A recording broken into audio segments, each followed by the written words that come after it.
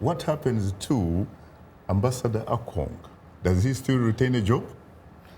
Well, that is my job is not addressed in the agreement, and I'm a civil servant being appointed by the president, and it is the incumbent and the authority of the president to leave me in DC or relieve me from the post. I see. Yeah.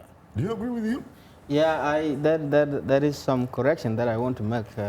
Ambassador said that the peace agreement or the constitution was passed. The constitution was not passed yet. Of course, the peace agreement is a very powerful document above the constitution. I will agree with this. But there was a committee formed, constitutional committee, from both the signatory of the agreement, from the SPLA opposition, from the government, from the FD, from other political parties, to incorporate all the things which are in peace agreement to the constitution. And that constitution will be passed when the transitional parliament is seated. They will sit which, first. of course, you expect to be a part. Is that correct? Of course, yes. And then they will pass what the committee have done, and they pass it into law, and then it becomes now the constitution. It becomes the constitution. Yeah, it is not yet passed. And perhaps it becomes, in fact, the law of the land, the highest law of the land. Exactly. So what about the fact that when the deal was cut, there were only 10 states within the South Sudan, the Republic of South Sudan.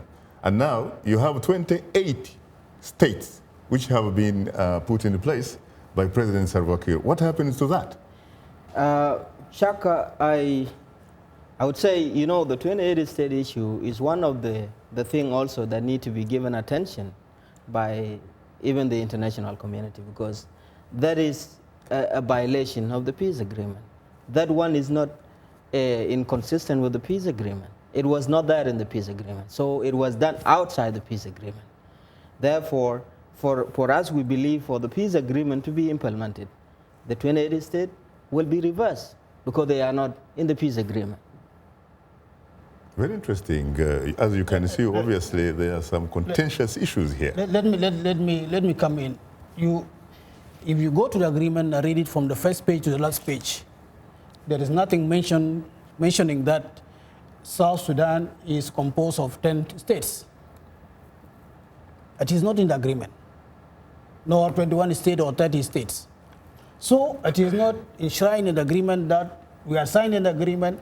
In the agreement, the South Sudan should be based on 10 states. It is not in the agreement.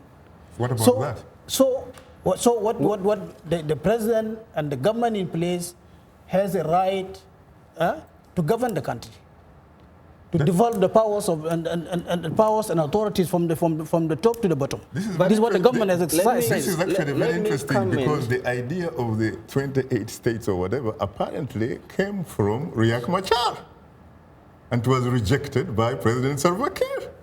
So what happened? Let me make a better clarification. Briefly, the ambassador is saying that the government have a right to govern the country. You know, you don't govern the country without the constitution. The fact that the constitution said the South Sudan is composed of 10 states, not 28 states. It's not a one-man job to do. It's not a president job. Parliament must sit. The Council of Ministers must sit.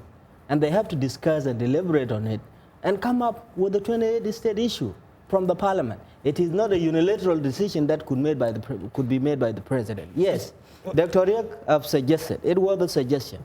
And when Dr. Riek said we want South Sudan to be based on 21 states, it was calculated because we have 21 British colony districts which are border demarcated and delineated. They are very clear.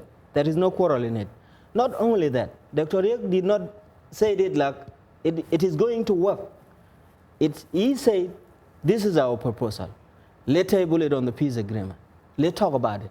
Let the two-party or four-party talk about it. Let's agree on it. And the government say, no, we will not talk about it, and we don't even want to talk about it. So it was a suggestion. It was a proposal that was supposed to be discussed by all the parties to the agreement, but the government refused. We'll come to that later. You are tuned into Straight Talk Africa. We'll have more of a discussion in a moment. But first, here is Ian Bio. Take it away, Ian. Thanks, Shaka. And still to come, we'll reveal some of the fantastic feedback we received from you, our audience, through social media. But now here's our letter of the week from a Straight Talk Africa Facebook fan. Our letter of the week comes from Yahaya Ahmed Gumel, who writes, I think the best way to develop the country is for the two political adversaries to establish a sound and cordial relationship. Otherwise, the country will continue to be a theater of war without a visible solution in sight. Now is the time for President Salva Kiir and First Vice President Riek Machar to bury their differences. Forgiveness is the best way to reconcile grievances and to develop a closer relationship.